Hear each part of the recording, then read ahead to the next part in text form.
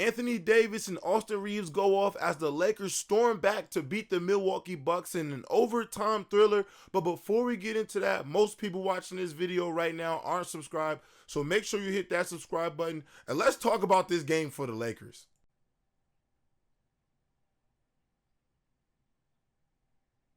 The big story tonight was how are the Lakers going to fare against a Milwaukee Bucks team who has finals aspirations with LeBron James being out due to rest.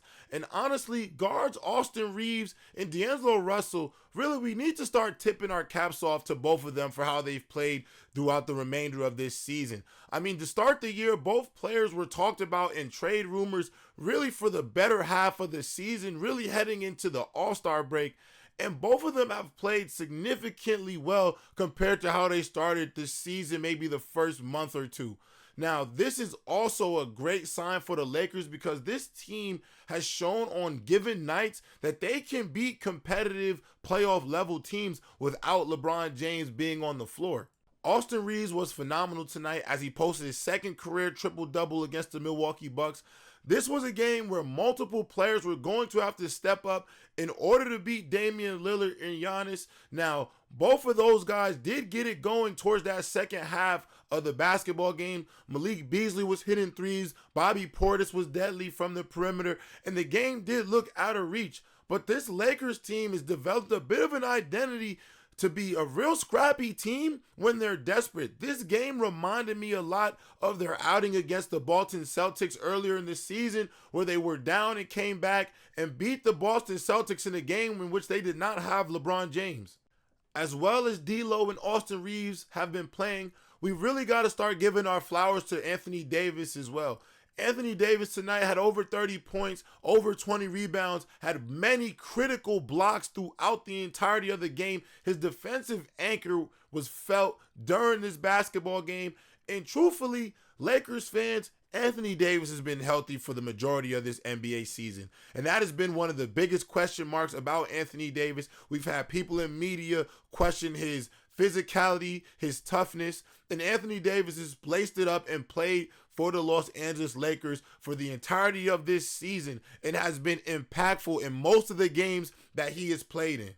Anthony Davis still shows you why on any given night he is still the best defensive player in the world, while also showing you that he can be a dominant offensive player and can lead this Lakers team to a championship alongside LeBron James. The addition of Spencer Dinwiddie to this Lakers backcourt is also showing to have been a good move by Rob Pelinka in the front office. Spencer Dinwiddie did a lot of great things tonight from a just winning standpoint that is going to matter in the playoffs. Every night, we're not going to expect Spencer Dinwiddie to come out and give us 26 points like he did the other night, but in moments of having to play make, having to defend, Spencer Dinwiddie is showing that he can be that type of player. And good news for Lakers fans as well is that any night now, Gabe Vincent probably will be inserted back into the rotation for the Los Angeles Lakers. Now, this could be a really good thing for Los Angeles, one, because I do think, obviously, the lead guards are D'Lo and Austin Reaves. But Spencer Dinwiddie is showing good signs as a defender against guards. And if Gabe Vincent can come in and add perimeter shooting and that tough defense we saw in Miami, the Lakers' backcourt depth really could be a key contributor as the Lakers try to go on this run into the playoffs and into the play-in. Now, one area of concern for me right now that I have with the Los Angeles Lakers is with Christian Wood being out and Jackson Hayes having to play more minutes at the 5 spot. That does concern me a bit. Now, I like Jackson Hayes, but he's not a 20-plus minute a night type of center. He's definitely a role piece, energy guy, come in, give you blocks, give you lob dunks, but I don't think you can play him for extended amounts of minutes. And I think with Christian Woods being out, it did take away some of that depth in the front court for the Los Angeles Lakers. And I do think Christian Wood being out is going to kind of come back to haunt us if we can't find more security in the front court. Now, obviously, Anthony Davis is what he is, and he's going to play extended minutes, of course, but you still need guys to be able to come in, allow Anthony Davis to play the 4 at times, And you also need them to be able to work in the pick and roll with guys like D'Lo, Austin Reaves, and Spencer Dinwiddie, who all three of them have shown that they can make plays in pick and roll action, which is one of the reasons why I say that backcourt is so deadly. So I just think having more options in the front court for this Lakers team is going to be important as we head to April, May, and June.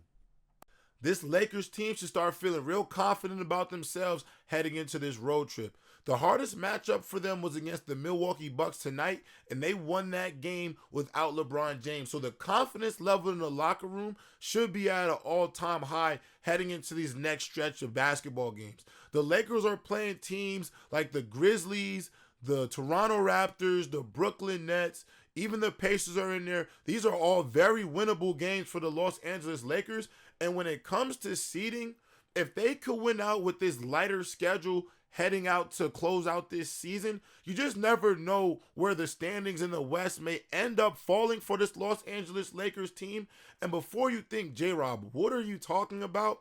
Listen, the Warriors are already looking like they might miss the play-in entirely. The Kings and the Mavericks, they play a back-to-back against each other that really separate them in the standings as well. And not only that, the Clippers are been on a decline. They've also shown that they're not really able to play well against other playoff level teams, and that might be due to Russell Westbrook being out. However, when I look at the bigger picture, as long as the Lakers keep winning basketball games, everything else around them might end up sorting themselves out, and the Lakers might find themselves in a much more favorable matchup, either whether that be heading into the play-in or even if they steal a spot. I don't want to put that out there because the Lakers are looking more headed towards being a play-in team, but I do think it's important where the seeding falls because the Lakers don't want to find themselves in a situation where they have to play Denver in the first round, because Denver is already proven to be the Lakers' toughest matchup. Now, some may also argue the Kings because the Kings have had the Lakers number for a while, but I would honestly prefer the Lakers in a 7-game series again than the Sacramento Kings. So ultimately, right now, this Lakers team, there's a lot of things to get excited about as we head into this postseason. With guys hopefully getting healthy over the next few weeks, this Lakers team is looking dangerous. And realistically, if I'm the Lakers locker room, I'm confident right now because even though at one point the season looked grim, this team has really galvanized around each other and have put together a great string of games, and they're looking good. They're playing quality opponents and they're beating quality opponents. And so I feel like as this momentum is starting to snowball for the Los Angeles Lakers, I do think when we say the sky is the limit for this team, I think now there's more hope to that sentiment because this Lakers team does have the talent. I mean, for example, look what has happened when Darvin Ham has finally decided to insert just Rui Hachimura into the starting lineup. He is playing some of the best basketball of his career. And as you can see, this Lakers team is really finding its identity, and it could be scary for the Western Conference. But with that being said, I'm J-Rob with Lakers Digest. Make sure you hit that subscribe button on the way out. Peace.